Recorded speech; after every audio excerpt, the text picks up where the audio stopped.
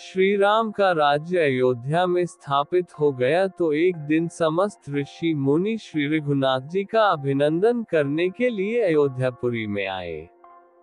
श्री रामचंद्र जी ने उन सबका यथोचित सत्कार किया।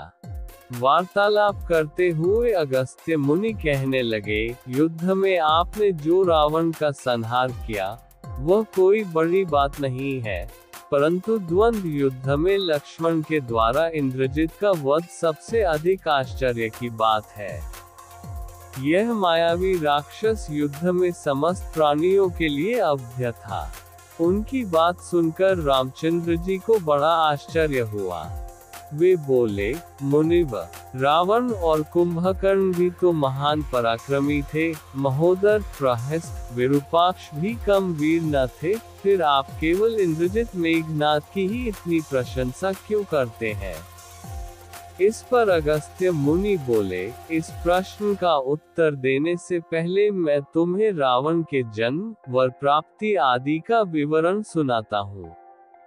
ब्रह्मा जी के पुलस्त्य नामक पुत्र हुए थे जो उन्हीं के समान तेजस्वी और गुणवान थे।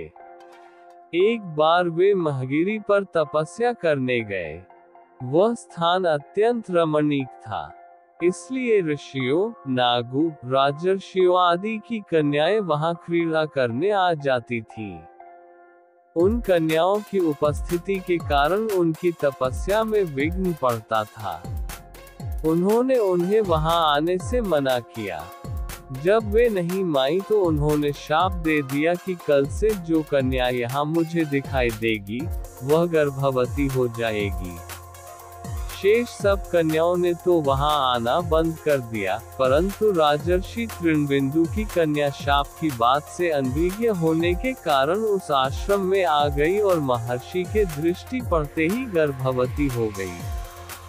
जब तृणबिंदु को ये बात मालूम हुई तो उन्होंने अपने कन्या को पत्नी के रूप में महर्षि को अर्पित कर दिया।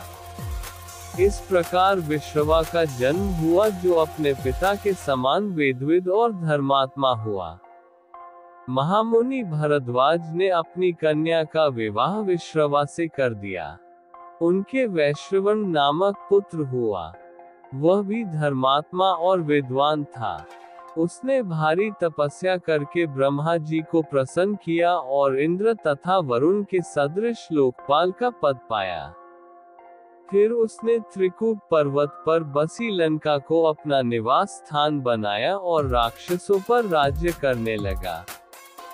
श्री राम ने आश्चर्य से पूछा, तो क्या कुबेर और रावण से भी पहले लंका में मांसभक्षी राक्षस रहते थे? फिर उनका पूर्वज कौन था? ये सुनने के लिए मुझे कौतूहल हो रहा है।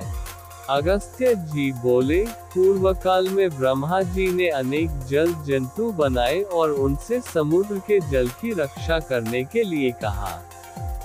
तब उन जंतुओं में से कुछ बोले कि हम इसका रक्षण रक्षा करेंगे और कुछ ने कहा कि हम इसका यक्षण पूजा करेंगे।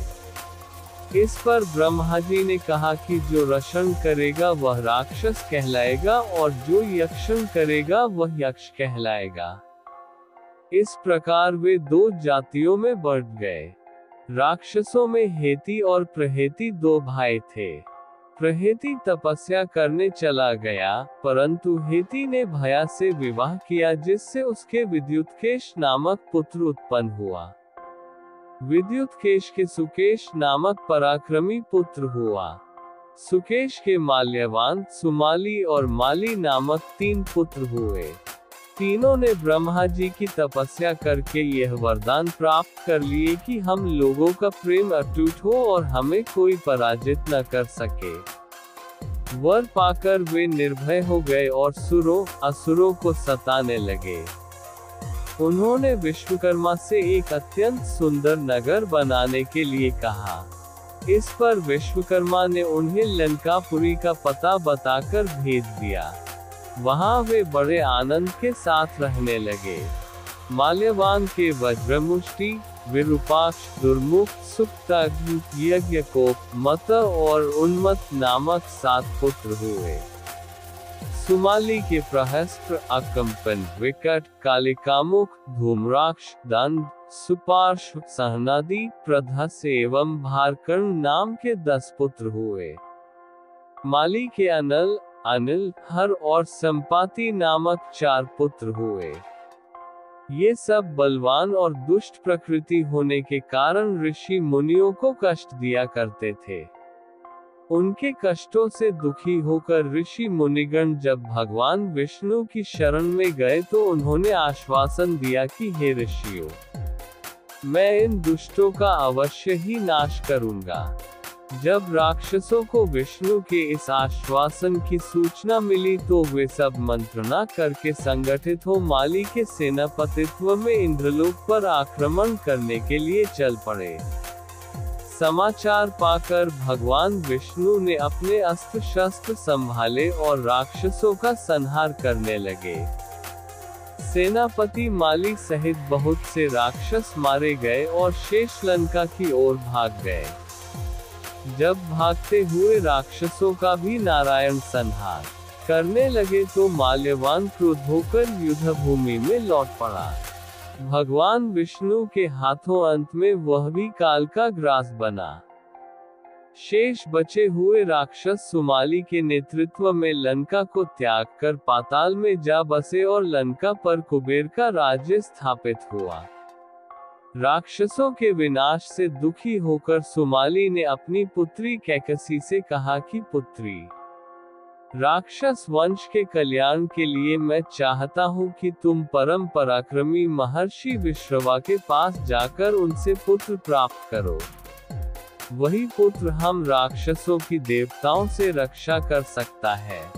जब लंका में कुबेर का राज्य स्थापित हो गया, तब सुमाली ने अपनी पुत्री कैकसी को भेजा कि वह महर्षि विश्रवा के पास जाए और उनसे पुत्र उत्पन्न करे। कैकसी ने महर्षि विश्रवा के आश्रम में जाकर उनकी सेवा की और उनसे पुत्र प्राप्ति की इच्छा प्रकट की। महर्षि ने कहा, तुम्हारी यह इच्छा पूर्ण होगी, परंतु ये समय रात्रि का है, इसलिए तुमसे उत्पन्न संतान राक्षसी प्रवृत्ति की होगी।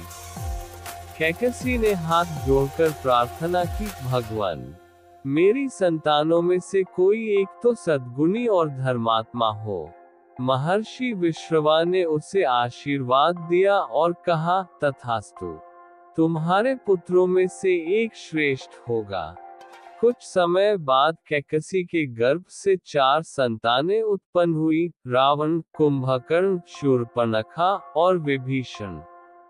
रावण, कुंभकर्ण और शूर्पणखा राक्षसी प्रवृत्ति के थे, जबकि विभीषण धर्मात्मा और सद्गुणी था। रावण ने बाद में अपने पराक्रम और बल के बल पर लंका पर अधिकार कर लिया और कुबेर को वहां से भगा दिया। इस प्रकार रावण लंका का राजा बन गया।